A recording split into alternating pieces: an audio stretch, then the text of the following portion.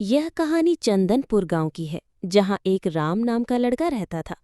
वो अपने घर के अंदर चारपाई पर बैठा कुछ सोच रहा था। क्या जिंदगी है। बचपन में पापा मम्मी दोनों चल बसे, अब मैं बहुत अकेला पड़ता हूँ।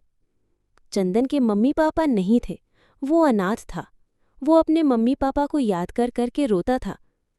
काश आज मम्मी पापा होते तो हमें काम नहीं करना पड़ता, सिर्फ खाना और सोना रहता। राम के पास एक सिर्फ सफेद गाय थी।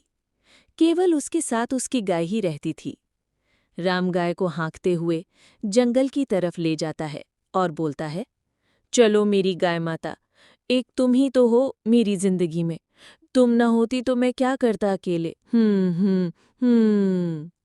यही सब बोलकर उसे वो जंगल में लेकर जाता है। गाय भी राम के साथ खुशी से रहती थी। वो जानती थी मेरे मालिक अकेले हैं। वह उसे जंगल में लेकर पहुंचता है। वो उसे अकेले छोड़ देता है। वो अकेले घास चरती है। राम दूर से उसे देखता है और उसके धीरे धीरे पास जाता है। गाय हरी भरी घास आराम से खा रही है। गाय को ये पता था, उसके मालिक उसे कभी भी मारेंगे नहीं। राम अपनी गाय से बहुत ज्यादा प्यार करता था। वो हमेशा उसका ख्याल रखता था। उसे कभी भी दुखी नहीं करता था। हमेशा उसे हंसाता रहता था। वो उसे कभी किसी बात के लिए वह उसे शाम को चराने के बाद अपने घर को लौटता है और रास्ते भर मस्ती में और हंसते हुए दोनों साथ में आगे पीछे आते हैं। गाय के एक चेहरे पर अलग ही मुस्कुराहट थी। यह राम देखकर बहुत खुश था। गाय की खुशी में उसकी खुशी थी। गाय भी अपने मालिक को खुश देखकर बहुत खुश थी। गाय भी किसी सामान के लिए अपने मालिक से जिद नहीं करती थी, क्योंकि जानती थी मालिक अकेले हैं। वो उस गाय को घर पर पहुंचाकर वो फिर से एक बार वो जंगल के रास्ते वो जाता है। राम के पास गाय के अलावा एक छोटा सा खेत भी था, जो उसकी माता पिता की एक आखिरी निशानी थी। वो उसी खेत में जा रहा था, क्योंकि वो खेती नहीं करता तो वो खाए बिना उसकी गाय और राम दोनों मर जाएंगे। इसलिए वो खेत में अकेले जाता है। गाय जो है वो उसकी घर पर रहकर उसकी घर की दे। वह खेत में पहुंच जाता है और बहुत मेहनत से वह खेत में फावड़ा चलाता है। तभी कम करते करते तभी अचानक से बारिश शुरू हो जाती है। राम उसी बारिश में अपना काम करना जारी रखता है। क्यों? वह मेहनत नहीं करता तो वह खाता कहाँ से? इसलिए वह बारिश को इग्नोर करके अपना काम करता है। तभी उसे याद आता है कि गाय मेरी घर पर अकेली है। कैसे होगी वह घर पर? मैंने तो उसे अंदर भी बांधा नहीं था। यह सोचकर वह बहुत चिंतित होता है। वो तेजी से अपने घर को भागता है। उसी तेज बारिश में दौड़ता है। बोलता है, राम, गाय मेरी ठीक तो होगी ना? मैंने उसे घर पर अकेला छोड़ा ही क्यों? मुझे उसे अपने साथ लेकर आना चाहिए था। मेरी गाय कैसी होगी? ठीक है कि नहीं? हे ईश्वर, रक्षा करना मेरी गाय का। यही सब सोचकर वो तेजी तेजी से दौड़कर अपने घर को जाता है, जैसे मानो उसे कोई सदमा लगा हो। यही सब बोलते बोलते वो घर को भागता रहा। राम जब घर पहुंचता है तो देखता है उसकी गाय जमीन पर लेटी है। ये देखकर राम बहुत डर गया। वो उसके पास जाता है तो देखता है उसकी गाय को बारिश में भीगने के कारण बुखार हो गया है।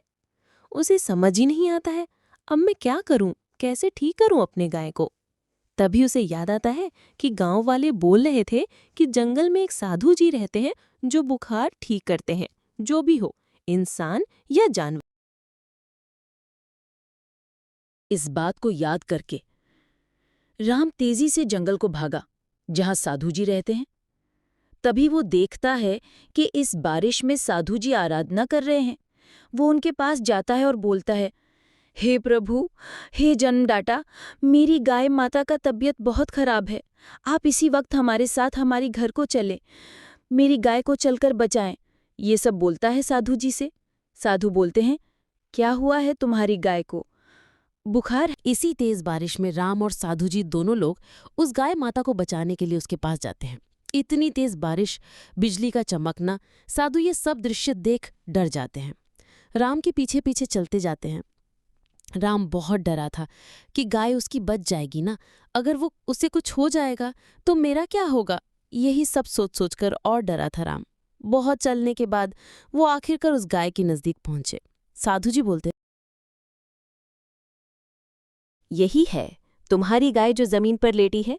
राम बोलता है, हाँ साधु जी, यही है मेरी गाय। राम और साधु दोनों उसके पास जाते हैं। साधु जी कुछ अपने मंत्र का उच्चारण करके उस गाय को ठीक कर देते हैं। गाय बिल्कुल ठीक होकर उठ खड़ी होती है। ये देखकर राम बहुत खुश होता है। साधु जी का धन्यवाद करता है, बोलता है, अगर आज आप नहीं होते तो मेरी गाय का क्या होता। अगली सुबह राम उठकर घर के बाहर आता है तो वो अपनी गाय को देखता है। तभी देखता है कि उसकी गाय के अंदर से एक अलग सी चमक आ रही है। ये देखते ही राम बहुत चौंक गया। तभी वो गाय एक परी बन जाती है और बोलती है, राम, मैं जानती हूँ तुम अनाथ हो, इसलिए मैं तुम्हें कुछ देना चाहता हूँ। तुम उसे जरूर लेना, वो तुम्हें बहुत पसंद आएगा। परी उसे एक बहुत सुंदर और आलीशान घर देते हैं और बहुत ढेर सारा धन भी देती है। राम अपने नया घर को देखकर बहुत खुश था और बोला, परी जी का तोहफा तो सच में मुझे बहुत पसंद आया है। ये बोलकर वो अपने नए घर के बाहर खड़ा होकर उसे देखता रहा और मुस्कुराता है और बोलता है, आज मेरी गाय भी मेरे पास होती तो कितना अच्छा रहता। ये सब सोच रहा था। यहीं पर ये कहानी खत्म होती है।